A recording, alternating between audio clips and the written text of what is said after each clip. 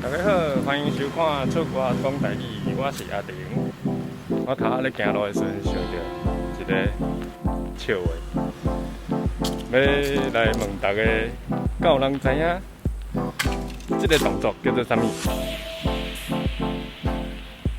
这个动作台语安怎讲？欢迎大家分享伫个下骹。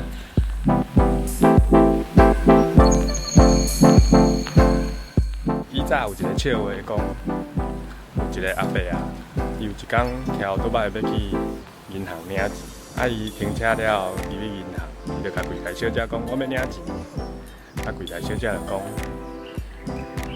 阿伯，请你脱裤走一下。”阿伯就想讲奇怪，我即摆来领钱，为什么要脱裤走一下？哦，原来就是因为阿伯啊停车的时阵。